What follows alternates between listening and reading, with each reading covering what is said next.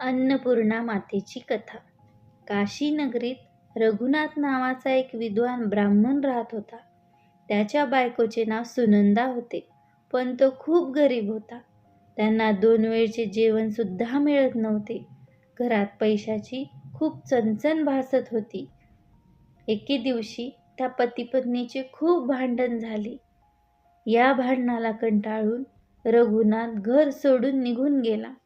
तो एका जंगलात गेला. त्याने तिथे भगवान शंकराची खूप तपश्चर्या केली. भगवान शंकराने त्याला दृष्टांत दिला.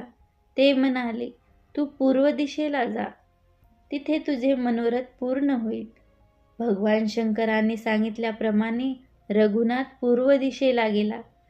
त्यावेळी त्यांना तिथे काही स्त्रिया दिसल्या. त्या पूजा करत होत्या. रघुनाथ त्यांना म्हणाला, तुम्ही हे काय करत आहात? त्या स्त्रिया म्हणाल्या, आम्ही अन्नपूर्णा मातेचे व्रत करत आहोत. रघुनाथ त्यांना म्हणाला, हे व्रत केल्याने काय होते? त्या स्त्रिया म्हणाल्या, हे व्रत केल्याने घरात सुख समृद्धी नांदते. अन्नाची घरात कधीच कमतरता भासत नाही. आपली मनोकामना पूर्ण होते. पण हे व्रत श्रद्धेने व भक्तीने केले पाहिजे, म्हणजे या व्रताचे फळ मिळते व अन्नपूर्णा मातेचा आशीर्वाद कायम आपल्यासोबत राहतो. रघुनाथ म्हणाला, हे व्रत कसे करतात ते कृपा करून मला सांगा. मग त्या स्त्रियांनी रघुनाथाला व्रताचे नियम सांगितले.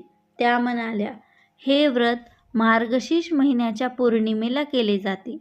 व्रत करणाऱ्यांनी सकाळी लवकर उठावे आणि स्नान करून व्रताचा संकल्प करावा.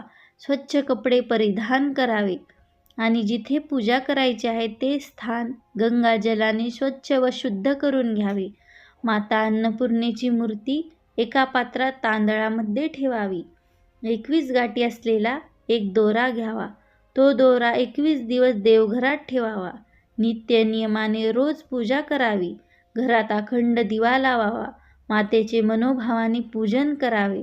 खिरीचा किंवा फळ मिठाईचा नैवेद्य दाखवावा आणि मातेचे नामस्मरण करावे. उपवास करावा. रघुनाथ त्या स्त्रियांना प्रणाम करून घरी गेला. त्या दोघा पती पत्नींनी मनोभावाने अन्नपूर्णा मातेचे व्रत केले. मग माता त्यांच्यावर प्रसन्न झाली. मातेच्या आशीर्वादाने त्यांना पुत्रप्राप्ती झाली. त्यांच्या घरात अन्नाची कधीच कमतरता भासली नाही. वैभवाने आणि संपत्तीने त्यांचे घर भरले. त्यांनी जे इच्छिले होते ते त्यांना सर्व प्राप्त झाले. त्यांचे दिवस बदलले. हे पाहून गावातील लोकांनीही हे व्रत केले. त्यांनी गावात मातेचे मंदिर उभारले व भक्तिभावाने त्यांची पूजा करू लागले. व्हिडिओ आवडल्यास please like and subscribe my channel. धन्यवाद.